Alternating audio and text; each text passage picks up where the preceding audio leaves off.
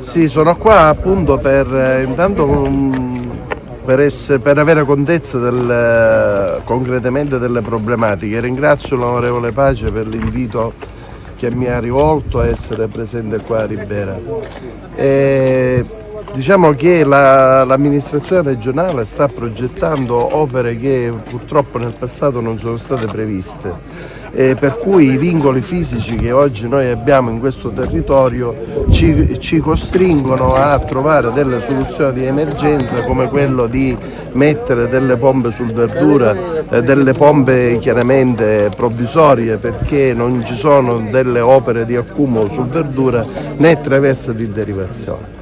E quindi l'amministrazione regionale, il mio assessorato, sta intanto provvedendo nell'emergenza a realizzare delle opere di emergenza, perché, ripeto, non c'è stata nel passato un'adeguata programmazione, ma soprattutto siamo qua per illustrare un progetto ambizioso e importante, che è quello che risolverà in maniera definitiva il problema dell'approvvigionamento idrico nel comprensorio del verdura e del magazzolo, cioè un impianto di sollevamento che deriva l'acqua da una traversa già esistente e che consentirà di approvvigionare tutta la piana sia del verduro che del magazzolo. Questo è un intervento, diciamo, importante su cui ci stiamo già lavorando da tempo.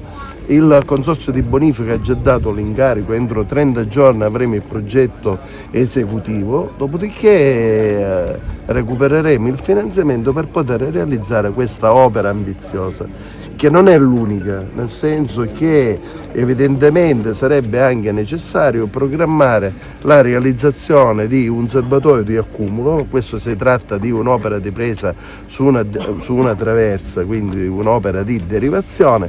Se oltre a questo riusciremo poi a programmare un invaso per l'accumulo delle acque del verdura, daremo ulteriore, diciamo, risposta al territorio.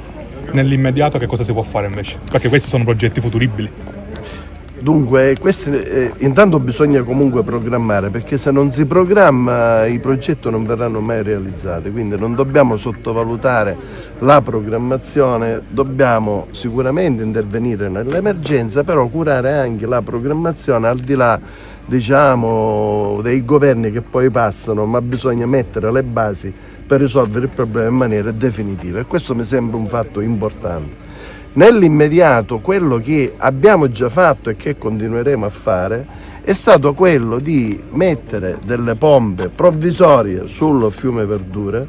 Le abbiamo messe, abbiamo riempito tutti i laghetti che era possibile riempire, perché evidentemente, come ho detto prima, ci sono dei vincoli fisici di cui bisogna tenere conto. Quali sono i vincoli fisici? I vincoli fisici sono le reti di distribuzione, quindi ci vuole l'acqua. Mettiamo le pompe chiaramente provvisorie, perché non c'è un'opera di sbarramento che ci consente di mettere, è quello che faremo con la programmazione, e con queste pompe riempiamo i laghetti aziendali. Recentemente l'assessorato all'agricoltura, il Dipartimento Agricoltura, ha dato finanziamenti, ha aperto bandi per la realizzazione di laghetti. In questo comprensorio ne sono stati realizzati parecchi. Intanto voglio ringraziare l'assessore Barbagallo, che con una telefonata nell'arco di 48 ore siamo passati da un invito informale alla presenza qua nel nostro territorio, che non è soltanto una presenza simbolica ma sostanziale, e quindi va veramente il mio ringraziamento. Si sta facendo qualcosa nell'immediato, ma non ci sono Superman che possono risolvere i problemi. Le pompe saranno rimesse, ma rimane un problema, come lo faccio ascoltare pure all'ingegnere Guarino, come riempire il laghetto Gorgo, perché comunque possiamo mettere altre 3, 4, 5 pompe, ma comunque non arriverà mai l'acqua al laghetto Gorgo, che comunque riuscirebbe a dare una boccata, in questo caso non di ossigeno ma di acqua, all'altro versante del comprensorio. Comunque l'acqua del Verdura, che adesso visiteremo, nonostante il finanziamento del progetto di cui parlava l'assessore, che è di circa 15 milioni di euro, comunque andrà sempre al mare.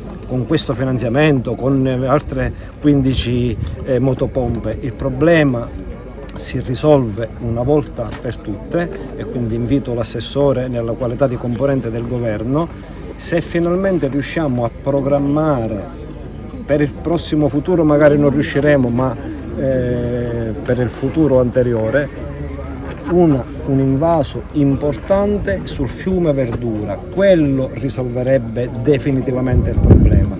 Abbiamo appostato 500.000 euro nella recente manovra finanziaria per uno studio di fattibilità. Mi auguro che l'assessorato, che non è quello all'agricoltura, in questo caso è l'assessorato acqua e rifiuti, possa nel più breve tempo possibile fare lo studio di fattibilità e poi procedere alla progettazione e alla realizzazione di un invaso, che probabilmente io non vedrò perché passeranno tanti anni, ma che magari lasceremo ai nostri figli un'eredità. Questo comprensorio è un comprensorio importante, assessore, è un comprensorio che vive di agricoltura, ma ringraziando a Dio fino all'anno scorso ci faceva vivere anche bene di agricoltura. Non possiamo programmare il nostro futuro sulle motopompe sul Verdura, sulle bacinelle che stiamo cercando di riempire degli agricoltori, che comunque grazie ai finanziamenti regionali si stanno moltiplicando, anzi invito gli agricoltori a continuare a farlo. La soluzione definitiva è un grosso invaso sul fiume Verdura. Da quel momento in poi non vedremo più l'acqua che scorrerà a mare, e soprattutto daremo una certezza definitiva per i giovani che vogliono investire il loro tempo e le loro energie in agricoltura. Fortunatamente ce ne sono tanti. La visita viene salutata come gesto di disponibilità a conoscere il territorio, a incontrare i rappresentanti istituzionali del territorio, i sindaci, i consiglieri comunali, ma anche e soprattutto gli agricoltori, che potranno far sentire anche la loro voce con le esigenze che ci sono. Ripeto, per quanto riguarda l'immediato, l'impegno deve essere quello di recuperare anche un litro d'acqua, quindi le motopompe devono assolutamente riposizionarsi ed essere attivate per poter sollevare quanta più acqua possibile. La bretella deve continuare a funzionare per riempire laghetti e poi per mandare acqua in diga Castello, e abbiamo chiesto che venissero previste delle somme per la manutenzione straordinaria delle condotte che ormai sono obsolete e presentano delle rotture che richiedono riparazioni continue e costanti. Ci è stato detto che nella manovra finanziaria che sarà votata ora a maggio saranno previsti 5 milioni di euro solo per il consorzio della Sicilia occidentale e per l'Agri 103 in particolare, proprio a tal fine.